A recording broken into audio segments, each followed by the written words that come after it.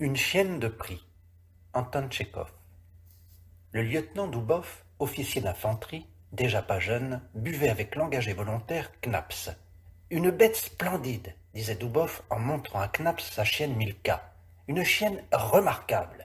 Voyez un peu sa tête, rien que cette tête, ce qu'elle vaut. Un amateur, rien que pour cette tête-là, donnerait 200 roubles. Vous ne le croyez pas? En ce cas, vous n'y entendez rien. J'y entends, mais... Voyons, c'est un setter anglais pur sang. Un arrêt étonnant et un nez, un flair. Mon Dieu, quel flair! Savez-vous combien j'ai payé Milka quand elle était jeune? 100 roubles. Une chienne étonnante. Canaille de Milka, bête de Milka. Viens ici, ma petite chienne, ma petite cabotte. Doubov attira sa chienne à lui et l'embrassa entre les oreilles. Des larmes lui vinrent aux yeux. Je ne te céderai à personne, ma jolie, mon brigand. Hein, tu m'aimes, Milka, tu m'aimes? Allons, là-bas, va-t'en, cria-t-il tout à coup. Tu fourres tes sales pattes sur mon uniforme. Oui, Knaps, je l'ai payée 150 roubles quand elle était petite. C'est sans doute qu'elle les valait. Il est seulement dommage que je n'ai pas le temps de chasser. Un chien se gâte à ne rien faire. Son talent se perd. C'est pour cela que je la vends. Achetez-la, Knaps. Vous m'en serez reconnaissant toute la vie.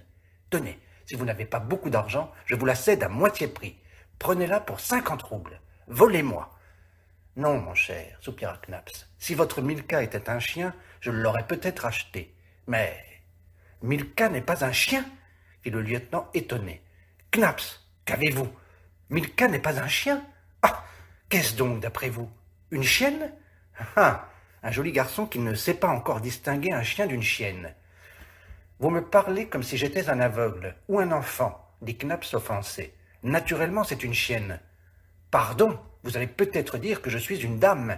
Ah, Knaps, Knaps, et vous sortez de l'Institut technique. Non, mon âme, Milka est un vrai matin, pur sang. Bien plus, il rendra 10 points n'importe quel matin. Et vous dites que ce n'est pas un chien? Ha ha! Excusez-moi, Mikhail Ivanovitch, mais vous me prenez simplement pour un idiot. C'est même offensant. Si vous ne le voulez pas, que le diable soit avec vous. Ne l'achetez pas. On ne peut pas vous convaincre. Vous allez dire bientôt que ce n'est pas une queue qu'il a, mais une patte. Laissez-le. Je voulais vous rendre service. Vakrameyev, du cognac. L'ordonnance apporta encore du cognac. Les amis s'en versèrent un verre et se mirent à songer. Une demi-heure passa en silence.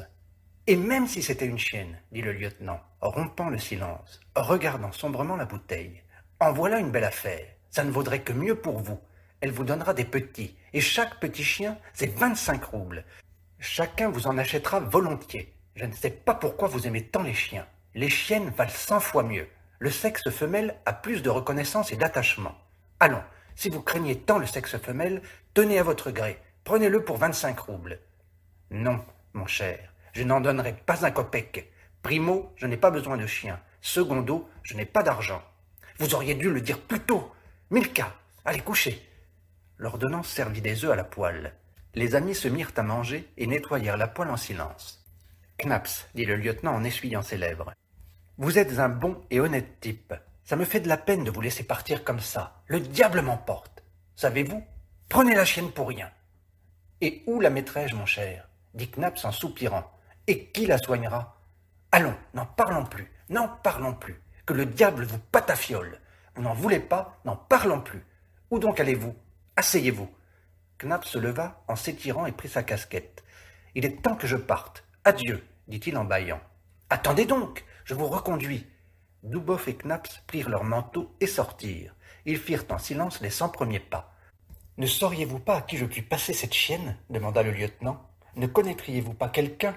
La chienne, vous le voyez, est bonne, racée, mais je n'en ai absolument que faire. Je ne sais pas, mon bon. Quelle connaissance ai-je donc ici? Jusqu'au logement de Knaps, les amis ne dirent mot. Ce ne fut que lorsque le volontaire serrant la main du lieutenant ouvrait le portillon de sa maison que Doubov fit un tout sottement et dit, indécis. Vous ne sauriez pas si les équarrisseurs d'ici prennent les chiens? Je crois qu'ils les prennent. Je ne puis vous le dire au juste. Je l'enverrai demain par Vakrameyev. Que le diable l'emporte, qu'on l'équarrisse. Dégoûtante chienne, répugnante. Ce n'est pas assez de faire des saletés dans les chambres. Hier à la cuisine, la gredine a avalé toute la viande. Si encore elle était de bonne race, mais le diable sait ce qu'elle est. matinée d'un chien de garde et d'une truie. Bonne nuit. Adieu, dit Knaps. Le portillon se referma et le lieutenant resta seul.